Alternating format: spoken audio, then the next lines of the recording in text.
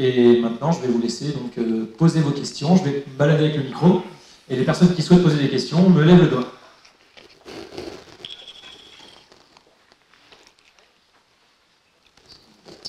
Bonsoir monsieur, merci infiniment pour la richesse de ce bon développement, la précision de vos informations, la structure.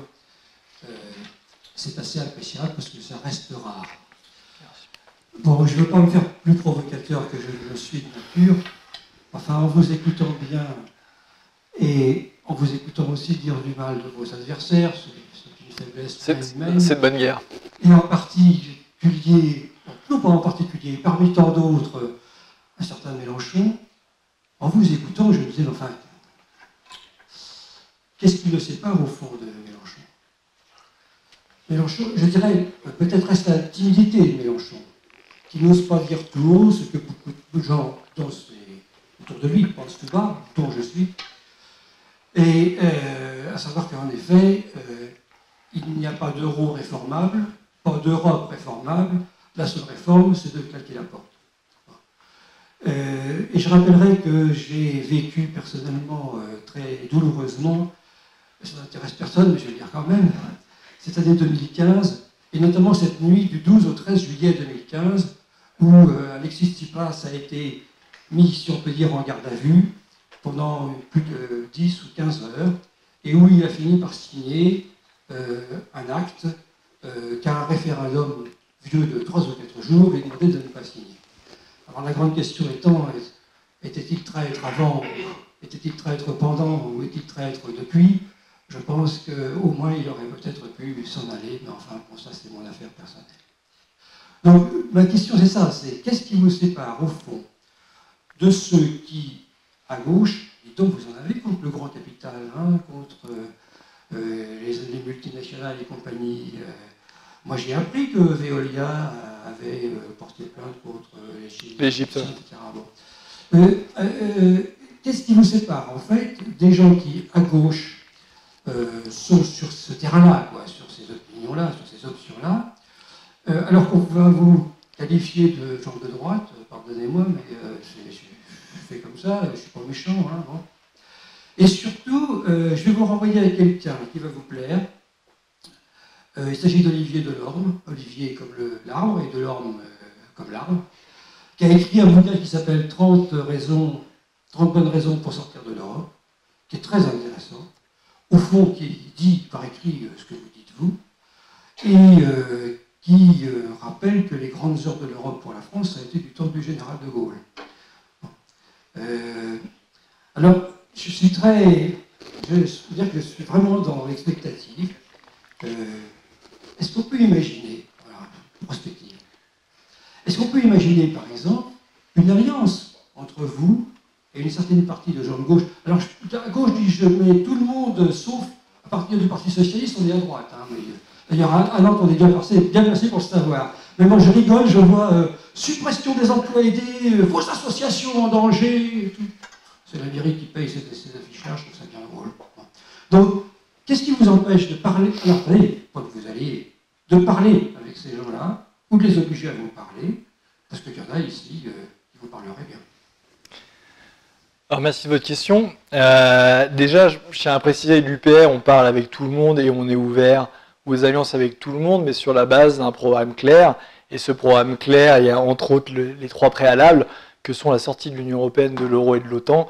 La France Insoumise propose la sortie de l'OTAN et on le salue et on est évidemment d'accord sur ce point, c'est un des points d'accord notamment, mais ne propose ni la sortie de l'Union européenne et encore moins la sortie de l'euro.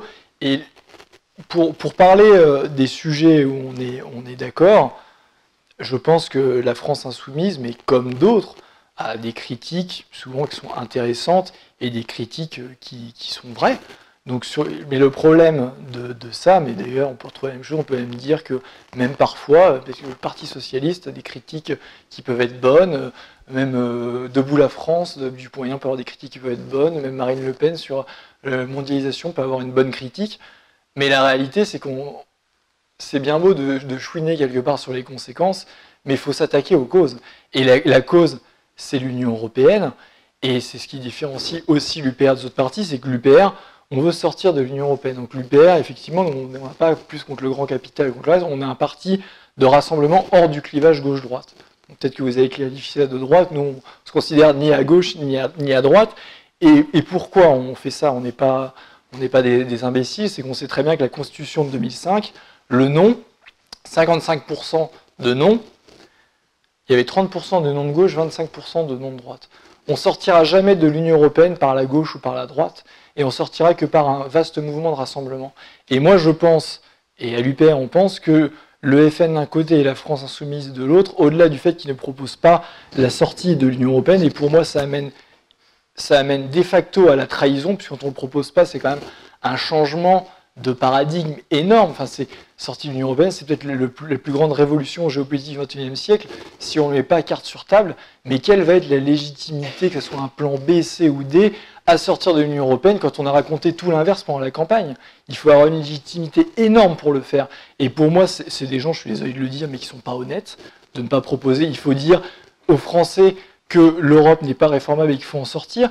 Et pourquoi? Parce que tous les eurosceptiques, pendant 30 ans, pour moi, ils ont fait le jeu de l'Union européenne. Parce qu'en disant on doit faire une autre Europe, ils ont conforté, on voit la gangrène que c'est dans l'esprit des Français, ils ont conforté dans l'esprit des gens que la France n'était rien sans l'Union européenne, qu'il fallait faire une autre Europe, alors que non, il faut dire, et l'UPR le dit, l'Europe, elle est néfaste, l'Europe, elle n'est pas réformable, et l'Europe, il faut en sortir. Et sous tous les partis dits eurosceptiques avaient dit ça depuis 30 ans, on ne serait pas où on en est, et l'état d'esprit des Français, c'est complètement différent.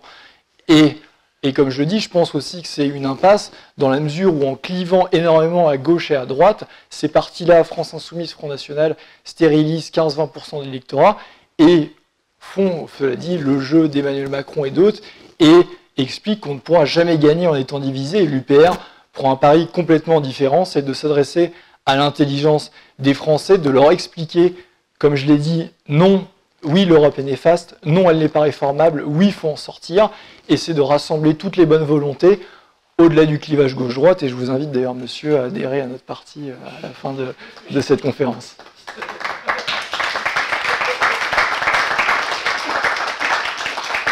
Merci pour la réponse. Alors, est-ce qu'on a d'autres questions, s'il vous plaît? Allez, des mains, s'il vous plaît. Ah, Jean-Boï. Moi, que vous vouliez passer directement au buffet, je ne sais pas. Il y en a peut-être qui ont très soif et très faim. Oui, bonsoir. À un certain moment dans cette vidéo, il a été dit par Madame Reding. Viviane Reding, oui. Une très belle photo. J'ai déjà entendu plusieurs fois sur autre chose. Enfin bref.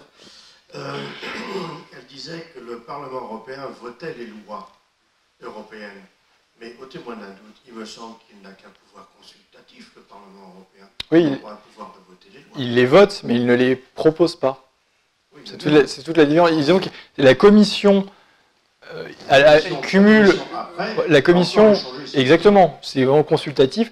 La commission, d'ailleurs, ce qui est complètement contraire au principe de séparation des pouvoirs qu'on a en France, la commission cumule le pouvoir exécutif et législatif, et la Commission européenne, c'est une chambre d'enregistrement. Les députés européens, d'ailleurs, ne servent absolument à rien, et tout le monde, c'est un peu vulgaire, tout le monde s'en fout de leur opinion. Et de toute façon, même, imaginons, peut-être nous différencier de la France Insoumise ou d'autres, imaginons que l'Union européenne soit un système soi-disant démocratique et le Parlement européen a un vrai pouvoir. Pour moi, il ne sera jamais démocratique, parce que démocratie, ça vient de quoi? Ça vient de démos, démos le peuple, kratos le pouvoir. Or, il n'y a pas de peuple européen. On peut le rêver, on peut le fantasmer, mais le peuple européen n'existe pas. Donc, tout transfert de pouvoir à l'Union européenne est de facto un recul de la démocratie, puisque la démocratie européenne ne peut pas exister.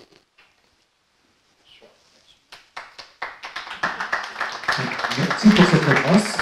Est-ce qu'il y a d'autres questions? Non? Plus rien?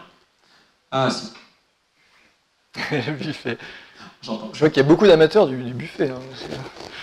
Bonsoir, merci pour cette prestation. Oui, ça marche. Moi, j'ai une question plus géopolitique, parce qu'on a compris qu'économiquement, il y avait des verrous qui étaient très importants. Dans une présentation de M. Asselineau, il parle notamment des fondements de l'Union européenne, notamment du projet Pan-Europa, et ensuite Europa des ex-nazis, etc. Comment l'UPR compte faire pour sortir de l'étau? Parce qu'en fait, aujourd'hui, on est pris en étau entre l'Allemagne qui a fait croire à tout le monde qu'il y avait un projet européen, alors qu'on voit que c'est quand même une sorte de soft power et d'entente entre les États-Unis et l'Allemagne. Comment l'UPR compte essayer de mettre en place des alliances avec d'autres pays, ou peut-être renforcer ces alliances ou avec d'autres partis équivalents à l'UPR, notamment dans les pays du Sud, où on pourrait trouver des relais d'opinion pour essayer aussi de faire sauter, je dirais, les verrous des médias et les verrous peut-être aussi industriels et de grandes compagnies. Et comment est-ce que l'UPR compte aussi essayer de trouver des relais dans le monde économique, de grandes entreprises ou de grands patrons? Est-ce qu'il y a des choses qui sont tentées de ce point de vue-là pour essayer de contrer un peu l'étau économique dans lequel on est en train de dépérir? Alors, pour ce qui est de la dimension géopolitique, c'est une réalité. Les États-Unis, dont je parlais tout à l'heure, ont toujours poussé à la construction européenne.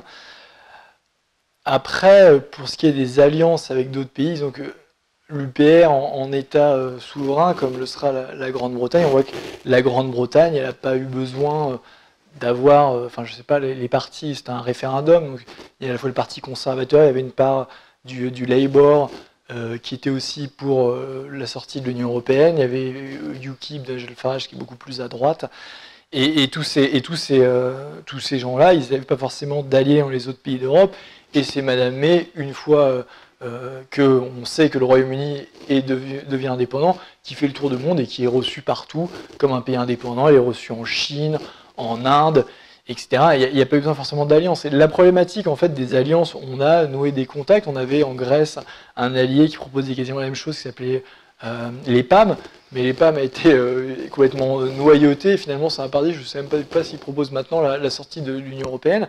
Et la problématique est dans les pays du Sud.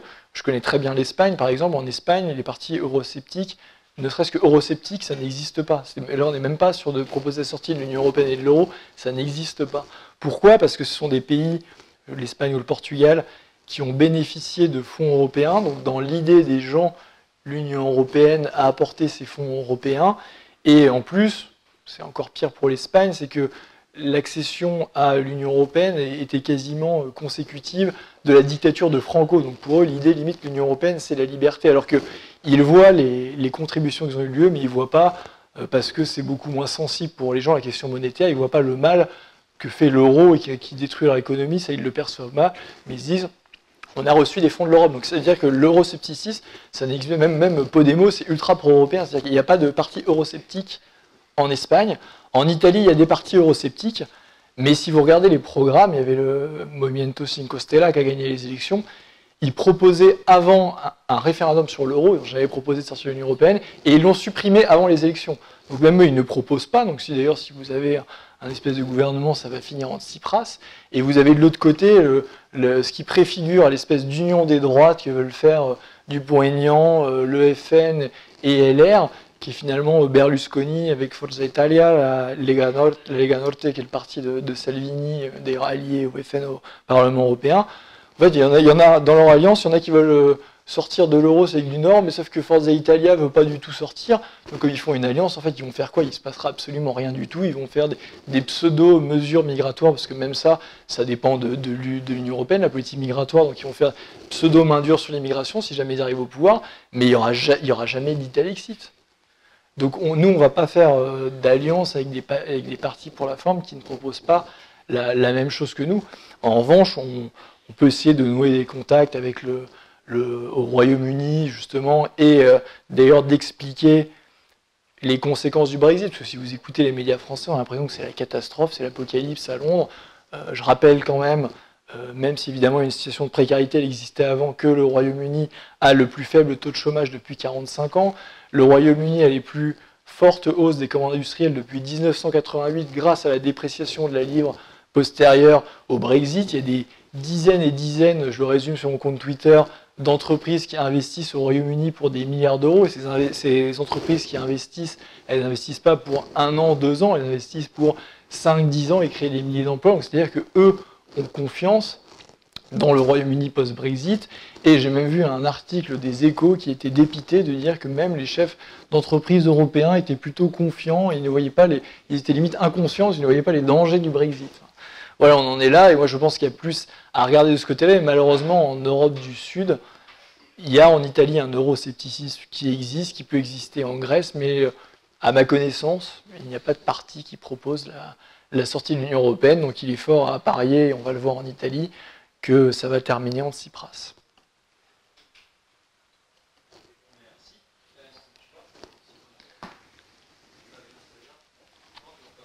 Et ce qui est intéressant, c'est que l'Italie, ça sera de la droite. Donc on verra le Tsipras de droite et le Tsipras de gauche. Quoi. Est-ce qu'il y a d'autres questions? Une question. Et il marche. Monsieur Aigouin. Merci. J'ai entendu aussi dans le reportage quelque chose concernant l'Allemagne. Alors moi j'y ai travaillé 10 ans, donc je connais bien ce pays. Dans les années 80, j'ai connu la tombée du mur de Berlin, bien entendu. Dans les années 80 jusqu'au début des années 90, l'Allemagne allait beaucoup mieux pour les habitants qu'aujourd'hui. Ça, c'est une certitude. D'autre part, il y a deux choses qu'il faut connaître aussi de l'Allemagne pour bien comprendre. D'abord, leur Grundgesetz, c'est-à-dire leur constitution qui avait été imposée par les Américains, d'ailleurs en 1949, est toujours supérieure à tout autre traité en ce qui concerne des lois qui seraient contraires à leur constitution. C'est le seul pays en Europe qui peut faire ça. Oui, bah, France Garot l'a d'ailleurs très bien dit, et qui est juriste, avait très bien expliqué ce point de vue-là. C'est le seul pays en Europe qui peut faire ça. Donc l'Allemagne est quelque chose qui est très à part dans l'Europe. Et il y a encore une autre chose aussi, c'est que n'importe quel citoyen européen peut avoir accès à leur cour constitutionnelle de justice. C'est-à-dire que n'importe quel citoyen allemand peut invalider une loi qui a pourtant été votée par le Parlement. Moi, je l'ai vécu 3 fois quand j'étais en Allemagne. Ça s'est passé par 3 fois d'ailleurs. Et puis, alors en fait, l'Allemagne n'existe pas. Hein, c'est la RFA qui existe, qui a subsisté. La RDA a disparu. La RFA, la Bundesrepublik, existe toujours. Elle a été intégrée, oui. Mais c'est intéressant, parce que c'est pas vraiment une question finalement, monsieur. Vous avez fait une sorte de monologue, de plaidoyer. Mais pour ce qui est du dernier, non, j'entends bien. Pour ce qui est du dernier point sur la Cour constitutionnelle, l'UPR a exactement la même chose dans son programme, justement, pour renforcer l'aspect démocratique, que les citoyens puissent saisir justement la Cour constitutionnelle. Et il est vrai que sur l'Allemagne bénéficie de l'euro, et l'Allemagne en tant que telle est gagnante, mais au sein de l'Allemagne, c'est terriblement inégalitaire. Vous avez un quart des travailleurs qui sont des travailleurs pauvres, et vous avez une pauvreté qui est terrible. Donc évidemment que l'Allemagne s'en sort mieux collectivement, mais il y a des gagnants et des perdants, et beaucoup de perdants. Oui, mais comme dans tous les pays occidentaux, il n'empêche qu'au niveau global, l'Allemagne sort mieux de la France. Mais après, les plus fortunés dans tous les pays, grosso modo, dans le processus de mondialisation, s'en sont mieux sortis. Mais...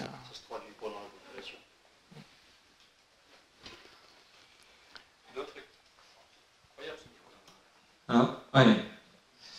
Bien. Tu voulais le micro?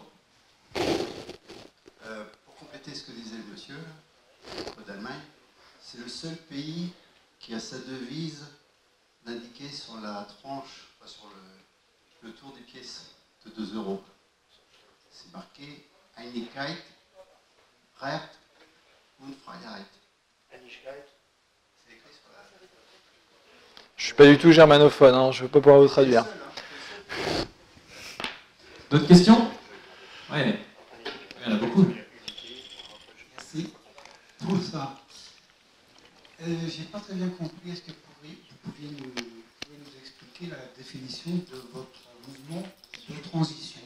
Est-ce que ça concerne le CNR? Exactement, c'est dans l'esprit du CNR. Le CNR était aussi un mouvement de large rassemblement, même s'il y avait essentiellement des gaullistes et des communistes.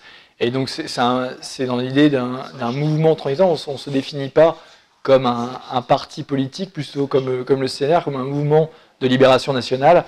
Et l'idée, c'est que c'est transitoire, parce que le but de l'UPR, c'est pas de prendre le pouvoir et de s'accrocher au pouvoir et de devenir un parti comme un autre. Le but, c'est de rassembler, comme j'ai dit, au-delà du clivage gauche-droite, d'arriver à gagner pour sortir de l'Union européenne, de mettre des garde-fous dans la Constitution, notamment pour ne plus jamais revenir dans tout organisme supranational à une durée indéterminée, comme c'est le cas de l'Union européenne, et de faire 2 mandats maximum, et après de laisser le jeu politique normal, mais complètement débarrassé de l'Union européenne et de tout ce système antidémocratique. Et après, il y aura des gens de l'UPR qui continueront, j'imagine, la politique, mais ça sera dans des partis de gauche ou de droite qui se seront, à mon avis, largement réformés, puisqu'ils ne pourront plus continuer à faire semblant une fois qu'on sera sorti de l'Union européenne.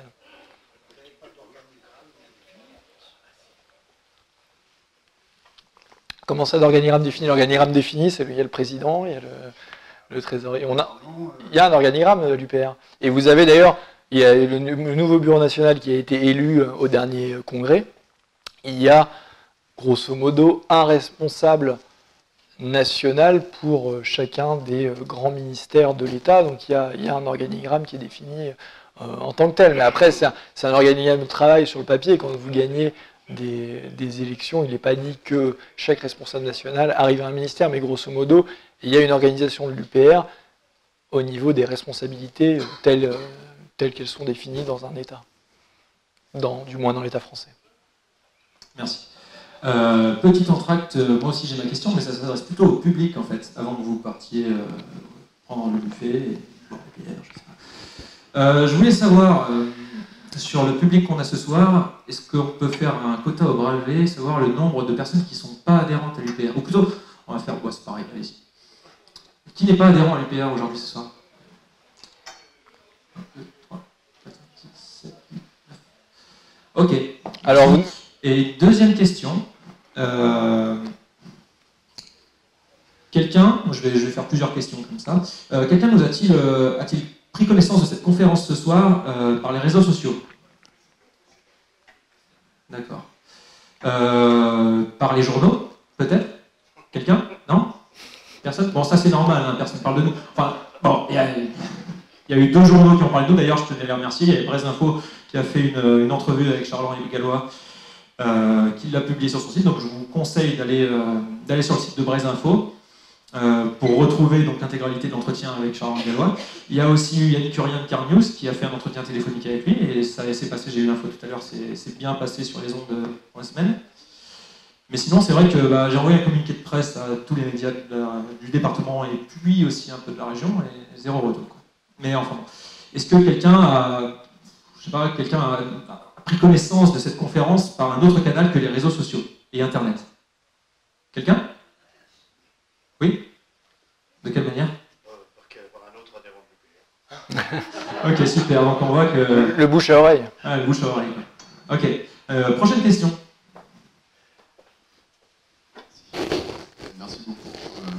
Merci beaucoup pour la conférence, c'était très éclairant. À un moment donné, vous avez montré qu'il y avait un certain nombre de commentateurs et d'observateurs économiques qui avaient pronostiqué un éclatement de la zone euro à cause de ses propres contradictions internes, notamment à cause du creusement des balances commerciales entre les différents pays, entre les États membres. Ma question, c'était à quel point vous évaluez la probabilité que cette désagrégation advienne avant qu'on organise une sortie orchestrée de notre propre chef. Et puis, une question subsidiaire, ce serait ça renvoie un peu aux 9 scénarios de Jacques Sapir, mais quelles seraient les différences en termes économiques, en termes d'avantages pour nous entre ces deux solutions? Alors, je vais répondre d'abord à la dernière question, après je répondrai à la première. Sur les scénarios, en fait, c'est surtout l'ordre de sortie, je pense, qui est important.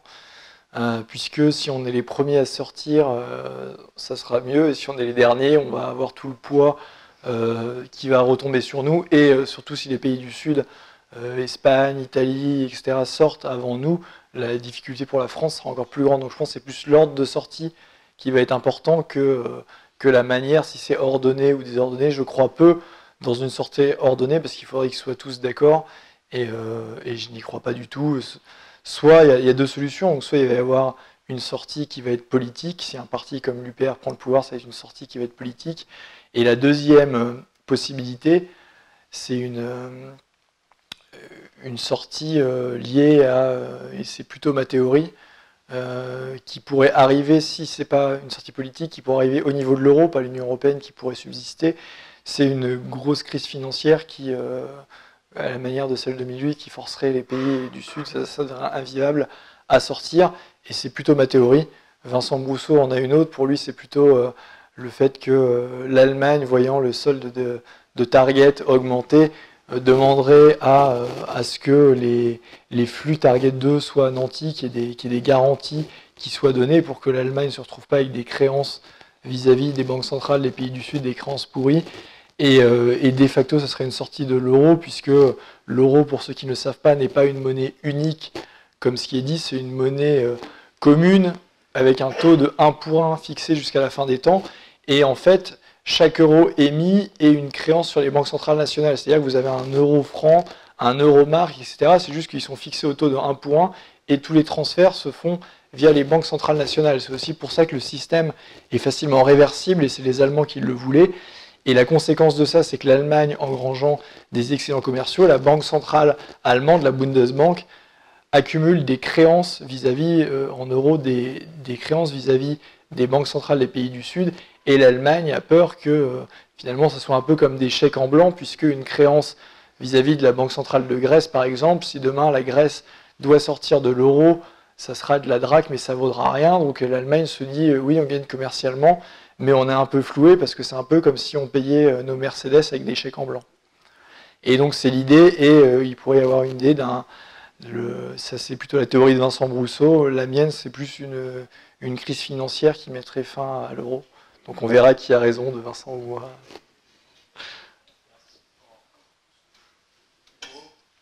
Ouais. Quelqu'un d'autre? Ah, il y a une main là-bas.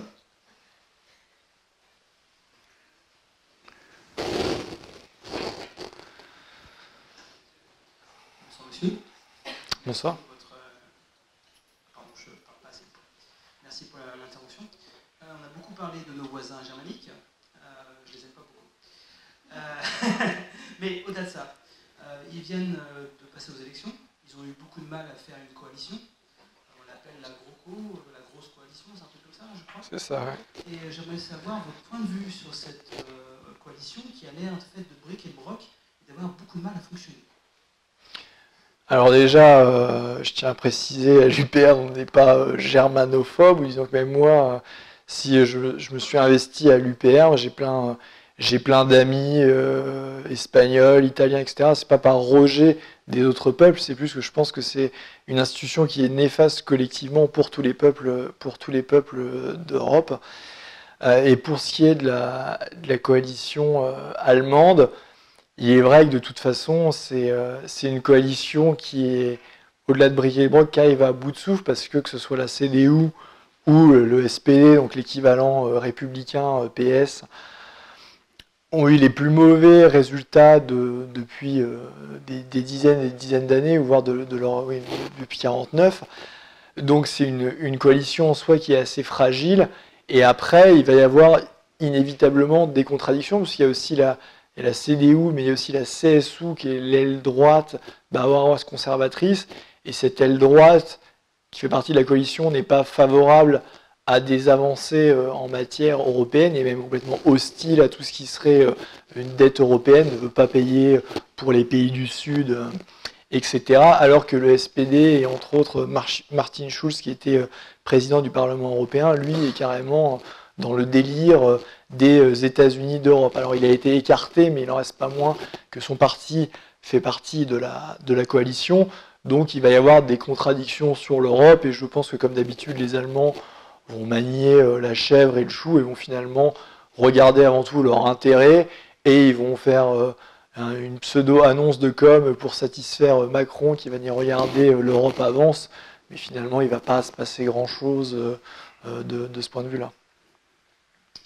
Merci. Macron sera content, comme c'est monsieur com et qui fait que de la com, il aura l'occasion d'en faire encore un peu plus, même si derrière il n'y a rien, comme pour la directive des travailleurs détachés qui devait soi-disant réformer, il n'a absolument rien obtenu, il est arrivé à faire un effet de com en disant qu'il avait tout réformé, alors que le nombre de travailleurs détachés a encore explosé en 2017. Donc c'est un homme qui ne fait que de la communication et peu de concret. Bon. Merci. Une autre question ?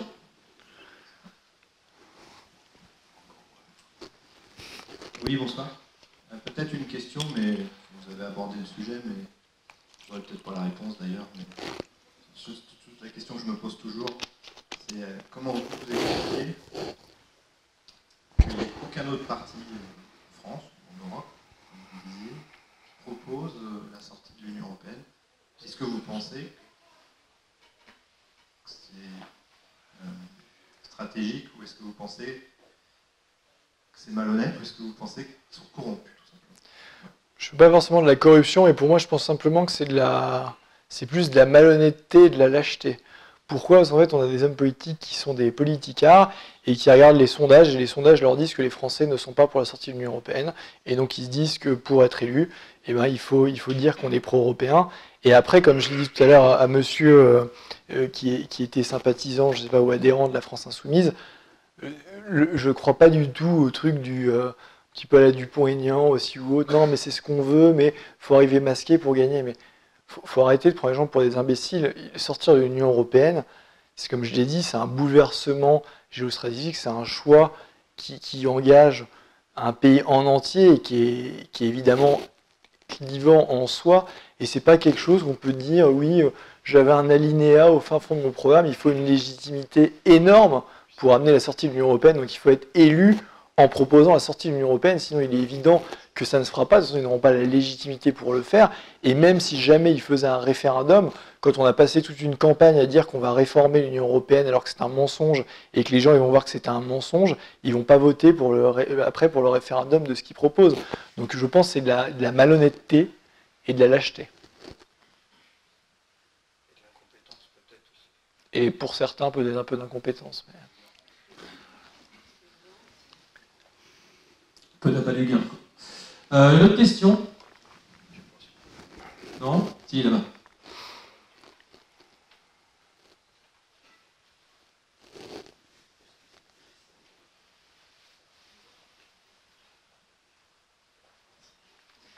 Bonsoir, merci pour votre présentation. J'aurais une petite question moi, sur un point que il me semble que vous avez abordé, sur les élections européennes. Alors il me semble que c'est les élections, en tout cas en France, qui ont le moins de participants parmi les autres élections. Et en Europe aussi. En Europe. Enfin, voilà, parmi les autres pays, je veux dire. Mais moi, je ne m'avançais pas sur le terrain. Est-ce que j'aurais aimé, est-ce que si jamais les citoyens européens prenaient une conscience de l'importance de ces élections, est-ce qu'il pourrait y avoir une progression de l'Europe sans devoir en sortir? Non, puisque comme j'ai répondu tout à l'heure, le Parlement européen, de toute façon, n'a aucun pouvoir. Et donc, mettons qu'il y ait une majorité, même eurocritique, eurosceptique au Parlement, c'est de toute façon la Commission qui décide, et ça ne changerait absolument rien. Et de toute façon, même si le Parlement européen n'a pas le pouvoir de changer les traités européens. Et pour changer l'Europe, il faut changer les traités.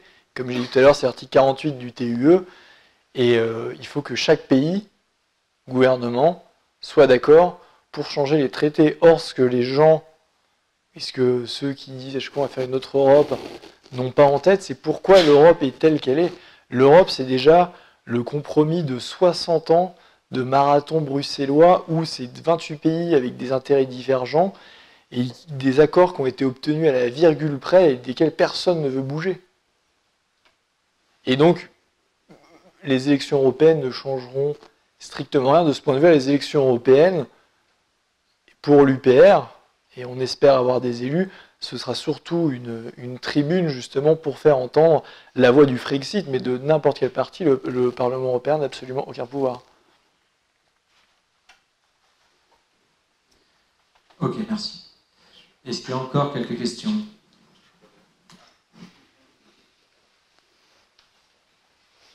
C'est un cumulard.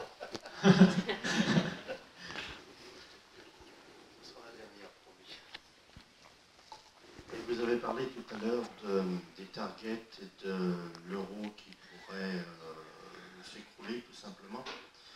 Bon, là-dedans, les banques jouent certainement un rôle assez important. J'ai entendu dire qu'il y avait une loi en préparation au niveau de l'Union européenne qui, pour sauver les banques, autoriserait les banques à spolier leurs propres déposants. Et ce qui sauverait peut-être aussi les targets ou quelque chose comme ça. Pouvez-vous confirmer ou infirmer ou expliquer un petit peu plus là-dessus?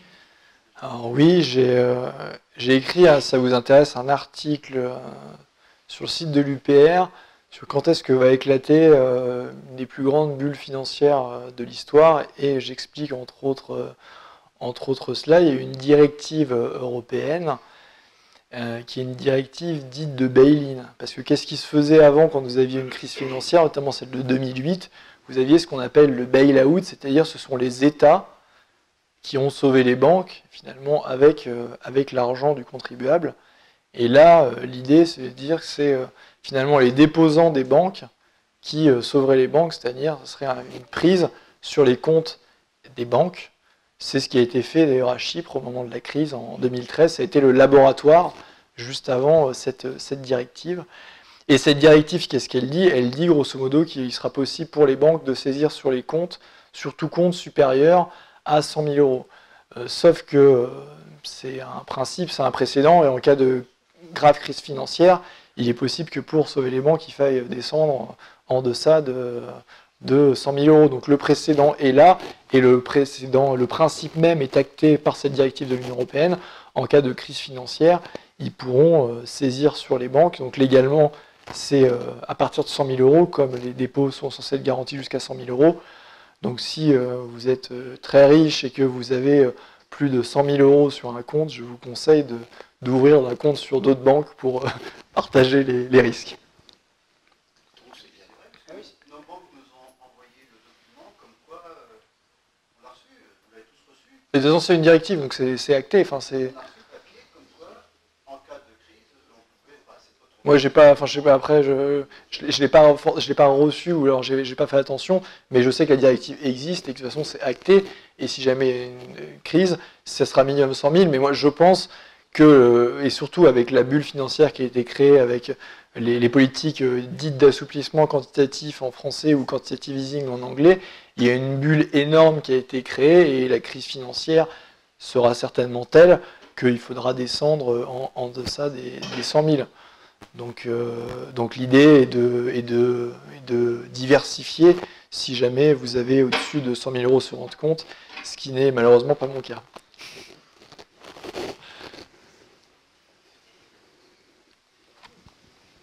Alors, si je peux me permettre de faire un peu de provocation à la journaliste, pourquoi voulez-vous changer les lois européennes? Elles sont parfaites, les lois européennes. Les gens sont contents qu'on leur pique leur pognon. J'aurais pas grand-chose à répondre à ça. Hein. Je crois que la réponse est dans la question. Je suis pas sûr que les gens soient contents, mais une des conséquences de ça, et on le voit, mais les Français n'ont pas encore compris l'origine des lois et que c'est européen, mais disons qu'à chaque fois, on sait qu'ils sont mécontents de cette politique puisqu'ils chassent à chaque fois le sortant. C'est-à-dire que la politique est imposée par l'Union européenne, les Français la détestent, mais malheureusement pour le moment, ils ne font pas le lien de cause à effet, et ici, où ils refusent de voir, et ils ciblent à chaque fois Sarkozy ou Hollande, et demain Macron. Macron, je pense, finira son mandat complètement détesté. D'ailleurs, il est dans l'hypercommunication comme Sarkozy, et comme il n'aura pas de résultats, je pense qu'il finira détesté.